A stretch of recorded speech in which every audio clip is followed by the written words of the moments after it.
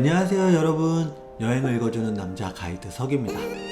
여행남의 첫 번째 여행지로 멕시코 칸쿤을 선택했어요. 앞바다에는 물감을 풀어놓은 듯한 에메랄드빛의 카리브해, 그리고 뒤쪽은 생태계의 보고 느츠테라군. 상상 그 이상의 도시 멕시코 칸쿤입니다. 칸쿤을 읽어드리는 이유는 여러 가지가 있는데요. 첫 번째 이유는 요즘 허니문 지역으로 핫한 지역이어서 선택을 했고요. 두 번째 이유로는 칸쿤이라는 곳이 올인클루시브 호텔로만 너무 알려진 것 같아서 다른 즐길 거리들을 설명드리려고 합니다. 그리고 세 번째 이유는 칸쿤이라는 곳이 얼마나 먼 곳인지를 설명드리려고 해요.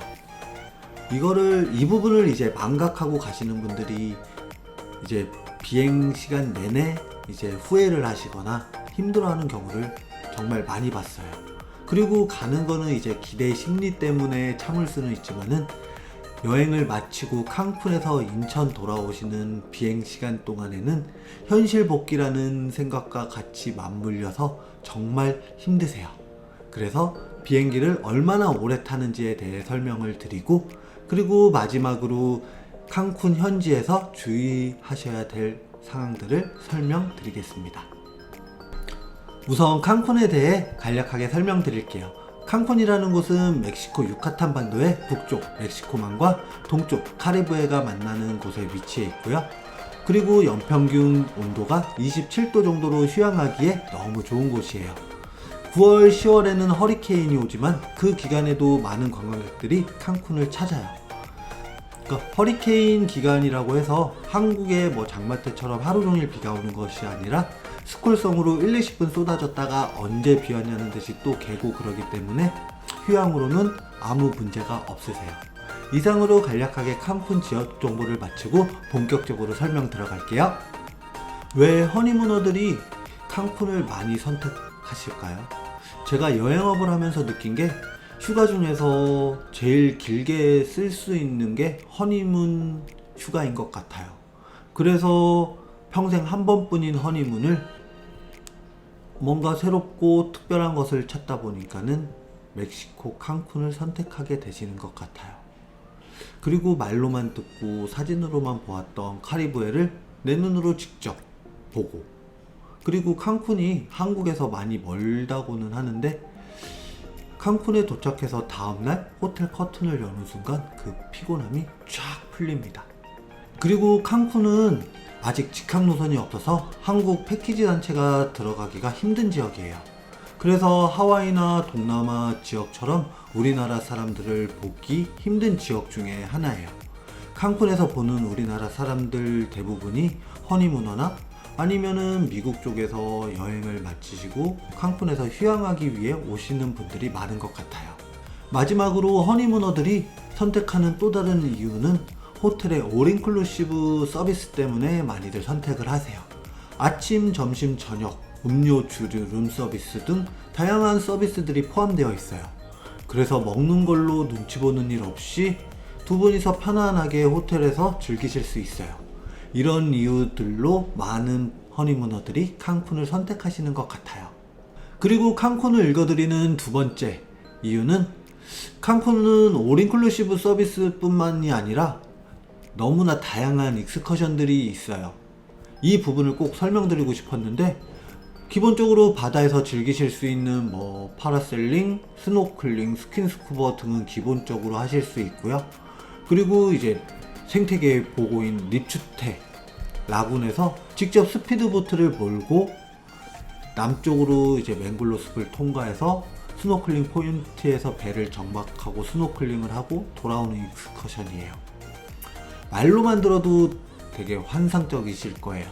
우리나라에서는 항상 스피드보트를 타시면 뒷좌석에 앉아서 타는데 직접 운전을 해보시면 정말 신납니다.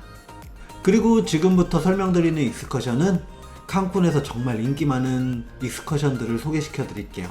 시간도 거의 하루 종일 걸리는 것들이 많아서 꼭 체크해 주셔야 하시고요.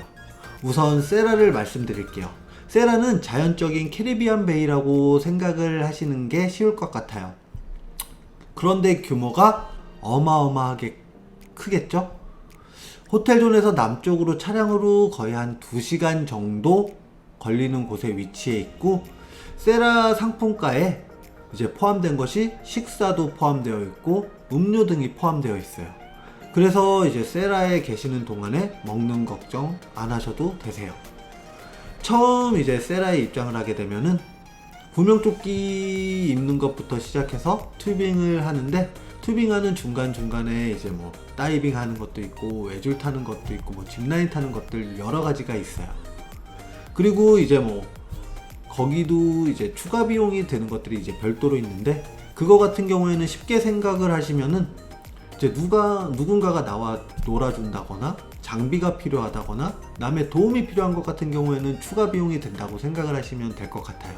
그러니까 예를 들어서 이제 뭐 스킨스쿠버 같은 경우에는 이제 산소통 같은 장비가 필요하기 때문에 이제 추가 요금이 발생을 하고, 그리고 이제 뭐 돌고래와 놀기라든지 이제 다른 동물들이 나와 놀아주기 때문에 추가 비용이 붙는다고 생각을 하시면 될 것 같아요. 다음 익스커션은 동굴 컨셉의 스플로르가 있어요. 짚라인을 타고 마지막에 동굴로 이제 동굴 속으로 짚라인이 쏙 타고 들어가는 건데, 정말 지금 생각해도 정말 짜릿짜릿하거든요. 그리고 그 동굴 속에는 이제 갖가지 컨셉들로 꾸며져 있어요. 뭐 뗏목 타고 다니면서 공룡 컨셉을 보신다던가 실제 마야인의 삶을 제대로 느끼실 수 있는 그런 컨셉의 테마파크라고 생각을 하시는 게 맞는 것 같아요. 여기 같은 경우에도 세라와 비슷하게 상품가에 이제 뭐 식사라든지 음료 같은 것들이 다 포함되어 있어 가지고서 너무 좋은 것 같아요. 그리고 개인적으로 저는 이제 활동적인 거를 좀 더 좋아하다 보니까는 뭐 세라보다는 이제 스플로르 같은 경우가 더 재밌더라고요. 그리고 마야 문명 중에 가장 유명한 치첸이사 투어가 있어요. 치첸이사 같은 경우에는 칸쿤 호텔존에서 차량으로 약 3시간 정도 이동거리가 있어서 조금 멀다고 느끼시는 분들이 있는데, 제가 생각하기에는 거기까지 가셨으면 한 번 정도는 꼭 볼만한 투어가 아닐까 싶어요. 이제 영화 아포칼립투스를 보시게 되시면은 이제 마야인에 대한 문명을 조금 더 가깝게 체험을 하실 수가 있는데, 이제 치첸이사 같은 경우에 가셔서 보실 수 있는 게 이제 뭐 쿠쿨칸 피라미드, 죽음의 경기인 이제 펠로타 경기장, 그리고 이제 1000개의 전사의 기둥 등을 보실 수가 있고, 근처에 이제 뭐 유카탄 반도에서 가장 아름다운 마야인의 수영장인 세노떼라고 있거든요. 거기에서 이제 수영을 꼭 한번 즐기시면은 너무 좋은 경험이 되실 것 같아요. 그리고 인생 사진을 남길 수 있는 핑크라군이 있어요. 핑크라군 같은 경우에 미네랄의 영향으로 라군의 색이 핑크색의 모습을 하고 있는데, 바람이 이제 불지 않는다면은 완전 핫핑크의 라군을 보실 수 있어요. 그러니까 지도상으로 보시면은 이제 조금 가까워 보실 수가 있는데, 이제 교통상 이제 치첸이사 쪽으로 돌아가야 되기 때문에 시간상 거의 한 4시간 정도 소요가 되세요. 좀 멀기는 하지만은 정말 살아서 볼 수 없는 장관들을 보실 수 있으실 거예요. 밤에 즐기실 수 있는 거로는 이제 칸쿤에서 유명한 코코봉고와 콩가 등 이제 다양한 클럽들이 있고요. 그곳 같은 경우에는 이제 라스베가스들 쇼를 뛰어넘는 다양한 이제 테마로 이제 쇼가 진행된다고 생각을 하시면 될 것 같아요. 그래서 이제 그 이제 코코봉고나 콩가 입장료에는 음료랑 이제 주류 등이 다 포함되어 있어 가지고서 안에서는 이제 원하시는 대로 드시면 되시고, 그 대신에 이제 단 한 가지 뭐 바니걸들이 들고 다니는 이제 술들이 있는데, 그거 같은 경우에 드셨을 경우에는 꼭 팁을 챙겨 주셔야 한다는 거. 그리고 이제 클럽 시간은 11시에서 새벽 4시까지 즐기실 수 있는 클럽이라고 보시면 될 것 같아요. 그 외에도 칸쿤에는 즐기실 거리가 어마어마하게 많거든요. 그래서 이제 뭐 궁금하신 거 있으시거나 이제 뭐 다른 거 제가 답변을 해줬으면 하는 것들이 있으시면은 언제든지 댓글로 남겨주세요.